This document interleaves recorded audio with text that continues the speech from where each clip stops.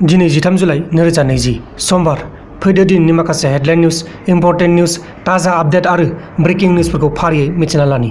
गिबि खौराङा जाबाय मध्य प्रदेशनि नरसिंह जिल्लानि आमगाव गामियाव गोमो गाबनि एबा सना कालार बायदि एम्बु मोननाय जादों। बेबायदि गाबनि एम्बुखौ नुनानै रायजोफोरा सोमोदों होनना मिथिनाय जादों। लोगोसे बिपिएफनि आर'जलाइखौ गुवाहाटी हाइकर्टआ डिसमिस खालामबाय। बिटिसिआव गभर्नरनि रुलानो थाथ'बाय थासिगोन होनना मिथिनाय जादों। दानिया फैदो गुबुन खौराङाव। गुबुन खौराङा जाबाय आमेरिकानि प्रेसिडेन्ट जायबा डनाल्ड ट्राम्प, बिथाङा मैयाहाय गिबि खेबनि थाखाय बा फार्स्ट टाइमनि थाखाय मास्क गानदों आरो बिथाङा बुंदों मास्कखौ सम नायनानै बा जायगा लानानै गाननांगौ जायो होननानै बुंदों।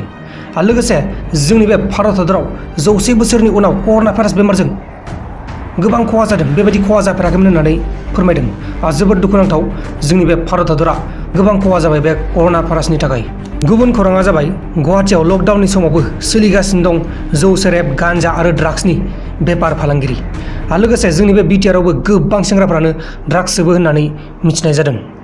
दानिया फैदो दिननि माखासे हेडलाइन निउजफोरखौ फारियै मिथिना लानि। हेडलाइन निउजफोरखौ बेखेवथ'यैनि सिगां आंनिफ्राय मोनसे गुरै खावलायनाय, बे खावलायनायानो जाहैबाय दासिमबो जुदि नोंथांमोना आंनि बे प्रान्जल नार्जारि इउटुब चेनेलखौ साबस्क्राइब खालामाखै अब्ला अन्नानै साबस्क्राइब खालाम। गिबि हेडलाइन निउसआ जाबाय शुभम मिश्रा होननाय सासे इउटुबार, बिथांखौ पुलिसफोरा हमनाय जाबाय। बिथाङा मोनसे भिडिअ खालामदोंमोन। बे भिडिअनि गेजेरजों गोबां जाथावै खोथा बुंदोंमोन। सासे कमेडि खालामग्रा सिख्लाखौ लानानै, सासे कमेडि खालामग्रा हिन्जाव मानसि दंमोन, बेखौ लानानै बे शुभम मिश्रा होननाय सासे इउटुबारा गाज्रि बुंदोंमोन। दा बेनिखायनो पुलिसफोरा बे शुभम मिश्राखौ हमनाय जाबाय। गुबुन हेडलाइन निउसआ जाबाय तामिलनाडुआव सासे 19 बोसोर बैसोनि सेंग्रा गथ'आ SBIनि फेक ब्रान्च खुलिदोंमोन। दा बेखौ हमनाय जाबाय। फेक SBIनि ब्रान्चखौ खुलिनाया गोबावानो जाबायमोन, नाथाय दाखालि बावैसो साननै सिगां बे सेंग्रा गथ'खौ हमनाय जाबाय। बे 19 बोसोर बैसोनि सेंग्रा गथ'आ फेक SBI ब्रान्च खुलिनानै गोबां फैसा लुथिगासिनो दंमोन। दा बे सेंग्रा गथ'आ हमजाबाय आरो जाय बिथांमोननि फैसाखौ लुथिदोंमोन बिसोरनि फैसाखौ हरफिननांगौ होननानै बुंनाय जादों। दानिया फैदो गुबुन हेडलाइन निउसआव। गुबुन हेडलाइन निउसआ जाबाय पाकिस्ताननि इस्लामाबादाव बानायबाय थानाय गोदान मन्दिर, हिन्दु मन्दिर, बेखौ लानानै पाकिस्ताननि गोबां मानसिफ्रानो नांलाय खमलाय खालामगासिनो दङ। बे मन्दिरनि नामानो जाबाय श्री कृष्ण मन्दिर। नोंथांमोना आङो सिगांहाय फोरमायखांबायमोन। बे मन्दिरखौ पाकिस्तानाव बानायगासिनो दं इस्लामाबादाव, नाथाय माखासे मुस्लिम मानसिफ्रा बेखौ लानानै कन्ट्रभार्सि खालामगासिनो दङ, माने नांलाय खमलाय खालामगासिनो दङ। हिन्दु मन्दिर खालामनो मोना बायदिसिना बेबायदिनो बुंगासिनो दङ।